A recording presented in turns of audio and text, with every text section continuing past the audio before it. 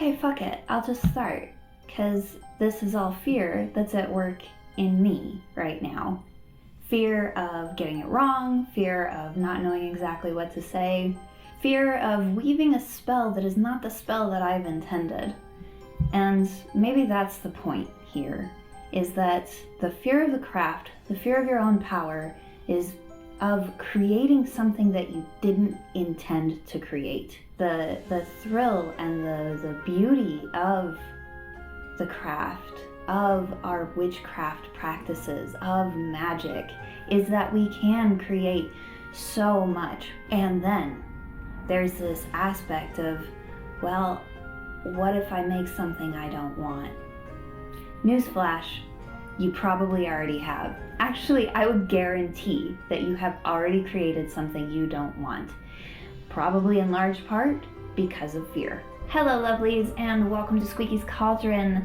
I'm your host, Sarah Evergreen. I'm a coach specializing in all sorts of things. This is part one of this episode on fear, fear of your power, fear of your craft, and ways to navigate that fear. I decided to split this up into 2 episodes because it got a little bit long and I thought that this might be a little bit easier to digest. Without further ado, here we are, part 1. I want to kind of start this episode with a quote from Elizabeth Gilbert from her book, Big Magic. Now, this is a book that I would recommend for anyone. Absolutely anyone. It's a book about creativity, it's a book about fear, it's a book about shame. Now, the book doesn't specifically talk about magic with a K, our kind of magic, but I do believe that whenever we are talking about anything, we are talking about magic, because we are inherently, intrinsically magical beings. We are creating all of the time. We are manifesting all of the time. We are doing spells all of the time, which is why it's so important to have a really well explored relationship with your fear. Because if it is not explored, if it is not, if there's not some level of cooperation, understanding, compassion happening between you and your fear, then fear has this really strong and insidious tendency to get into things when we don't even realize it. This quote from Elizabeth Gilbert: "Creativity is a path for the brave, yes, but it is not a path for the fearless, and it's important to recognize the distinction. Bravery means doing something scary. Fearlessness means not even understanding what the word scary means.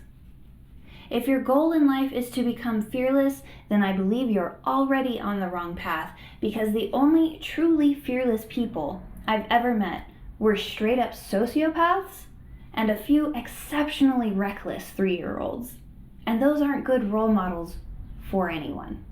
The point here being that fear, it's part of being human, and it's incredibly necessary and has been for our entire lifespan. And I'm talking about the lifespan of the human species. The fear that we experience is so important to pay attention to, and it is also important to not let it drive the car. This is another metaphor that Liz Gilbert uses in the Big Magic book. You're on a road trip. This road trip is whatever creative endeavor you're moving forward in. So for the purpose of this video, we'll say that it's your magical practice. You have a map. Maybe that's a couple of books, or you've watched some of my videos and you've got some practices in mind. You know essentially like where you're heading. You've got the car all gassed up. Maybe you've bought a couple of tools to use. You've got some crystals and some herbs and all that good stuff. Or you just have your breath, because really that's all you need is your breath, your intention, your body, yourself, your moment. You have everything put together. You're ready to go. You're ready to start the trip.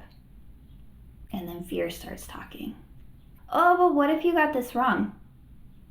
What if that's not the right way to interpret that?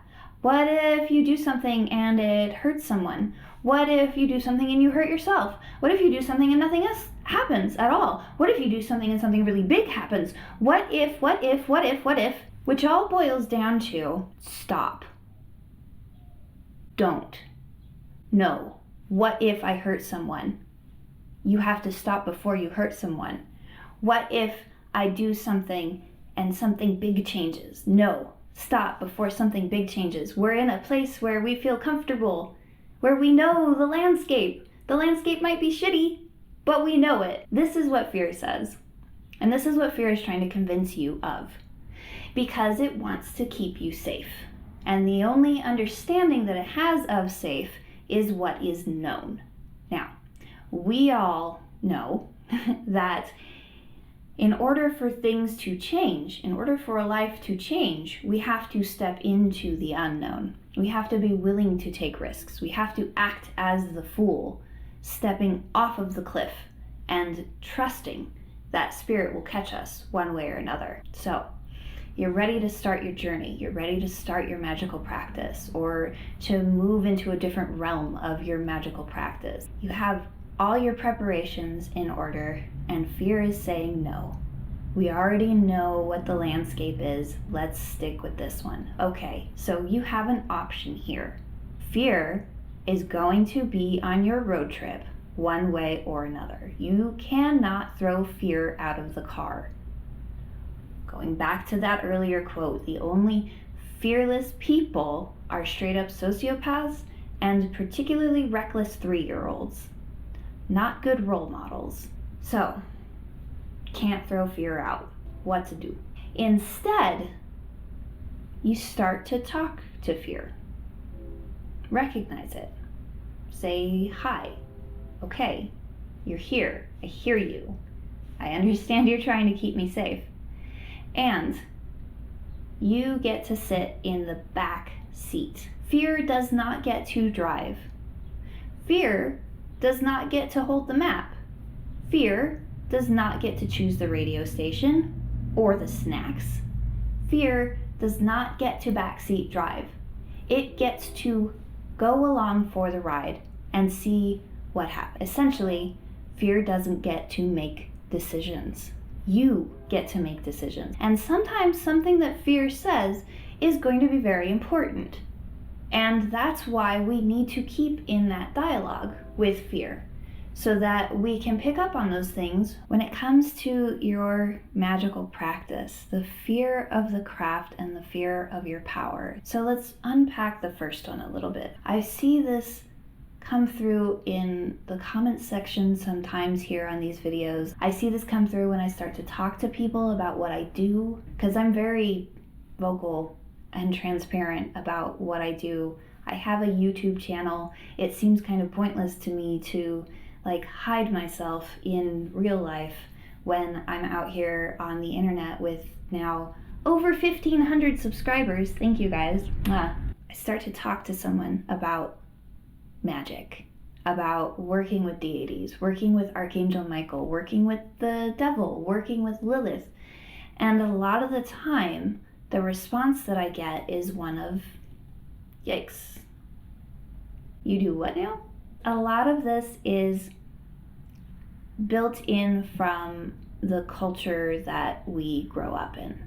So I know a lot of you are tuning in from the United States, and there is a strong Christian culture in the United States. And within that culture, there's this idea that witchcraft is evil and anyone who practices is going to hell, Regardless of what you believe now, there is the possibility that under some layers of the more conscious coding of your brain, there's some programming that's still operational that says practicing magic is evil, practicing witchcraft is evil, you're gonna go to hell. And so when you move into the realm of starting to practice, that stuff bubbles up. Again, quite possibly very subconsciously. And it starts to have an impact. It creates resistance. There's a difficulty in moving forward. You don't actually want to practice, or if you do practice, then shame and guilt comes up. This fear of the craft is something I think that's pretty normal to go through. When I was a teenager, I did a breakup spell between a guy that I liked and a friend of mine. And it worked really well, really, really well. And I ended up really poisoning the relationship between me and that guy, and in retrospect, probably between her and I as well. After that experience of, oh, wow, this works, what can I do? What have I done? I stopped practicing for over a decade. And it took a while for me to come back to it and understand that I was coming from a new place, that I am now a different person than I was then. I'm operating with different understandings about the world. I'm operating with a lot less rage and resentment.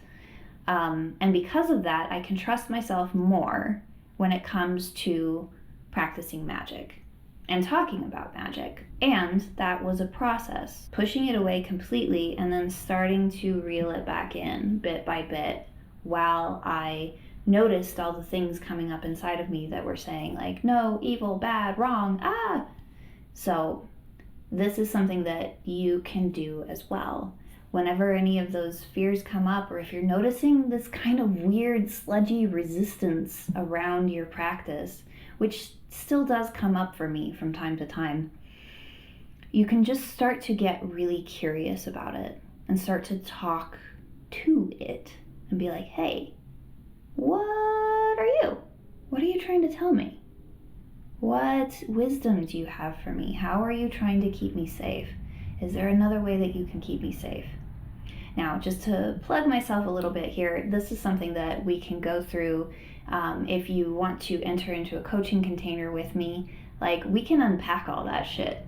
I've got some really great practices for being able to communicate with these sticky parts of yourself, to learn why they're there, where they came from, what they want, and to start a relationship and a negotiationship with them so that you can move forward without being clutched by whatever this thing is. So that's fear of the craft. It comes from very often from cultural expectations, and it can exist very much like a miasma over things, not consciously aware of, although that does happen, but just kind of sticky and heavy.